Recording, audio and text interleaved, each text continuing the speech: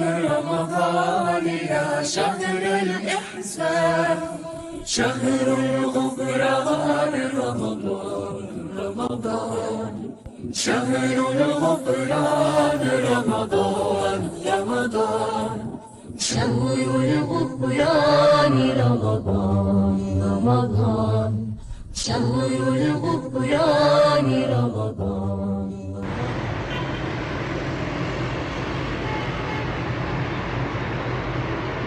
أنا حنان رجعت لكم اليوم بفلوج رمضاني. بداية الفلوج زي ما شفتوا حطيت لكم مقطع من قبل كم يوم وأنا قاعدة أجهز زين لرمضان، زينة بسيطة كذا عشان تعطي جو رمضاني للبيت. وبعدها بديت تصوير الفلوج اليوم من الفجر وأنا أتسحر وكذا. والحين بعد الظهر حابة إني أسولف لكم شوي.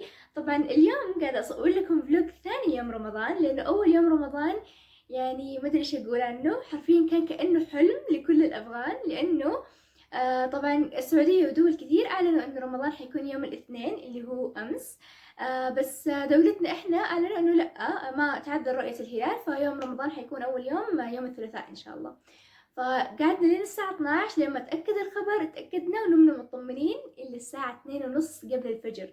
أختي صابرة هي كانت لحالها صاحية، قامت جت قالت لنا إنه ترى اليوم رمضان طلع، طالبان رجعوا أعلنوا إنه اليوم رمضان، قوموا تسحروا. يعني ما أقدر، يعني ماني عارفة كيف أوصف لكم كيف كان مصدومين إنه كيف أكد الخبر إنه مو رمضان، كيف كذا. ما أدري كيف مر اليوم، اتسحرنا بعد الفجر، جاينا نمنا صحينا، ما أدري إيش سوينا على الإفطار. اليوم مر يعني بشكل لخبطة فوضى، وعلى السريع كذا خلص ما حسينا فيه.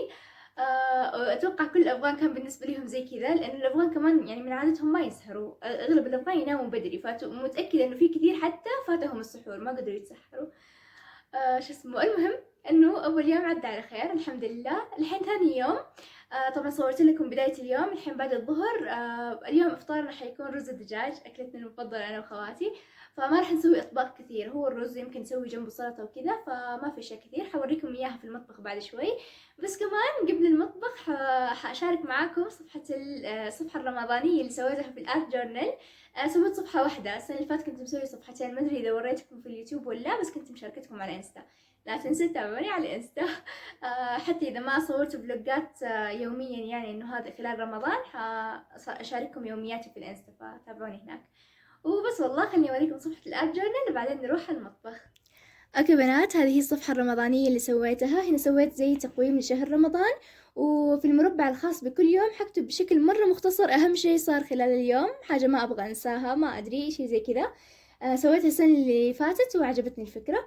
مثلا أول يوم اللي هو يوم الاثنين كتبت يوم سريع ولا حسيت فيه لأن حرفيا كان زي كذا. ثاني يوم اللي هو اليوم حكتب انه مثلا صورت فلوج اليوتيوب. ممكن في واحدة من هذه الايام اكتب اني جهزت الافطار لحالي. في ايام مثلا 17 18 رمضان طلعنا نتسوق للعيد وزي كذا، يعني بشكل مختصر على قد المربع. تحت كتبت دعاء: اللهم اجعلنا ممن تدركهم الرحمة ثم المغفرة ثم العتق من النار. نسأل الله أن تكون 30 ليلة من الجبر والغفران والستر والطمأنينة والسعادة وتحقيق كل تلك الأدعية التي ستخرج من أجوافنا إلى السماء. هنا سويت رسمت 30 معين، ورقمتهم من 1 ل30، وحلون كل معين على حسب مزاجي، لأنه كل يوم مثلا اليوم الأول لونته أخضر لأنه كان يوم عادي، يعني كنت تمام كويس فأخضر. اليوم الثاني اللي هو اليوم مبسوطة الحمد لله، فلونته باللون البينك إنه مبسوطة. باقي الأيام على حسب مزاجي. باقي اللونين هو الأصفر والأحمر، الأصفر إذا كنت تعبانة، الأحمر إذا كنت زعلانة أو معصبة، شيء زي كذا. وهكذا لما ألون كل الأيام.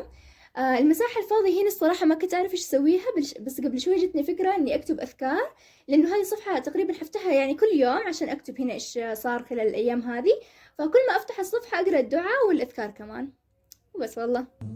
شهر الغفران رمضان رمضان، شهر الغفران رمضان رمضان رمضان رمضان. أهلا رمضان يا شهر الإحسان، شهر الغفران رمضان رمضان، شهر الغفران رمضان.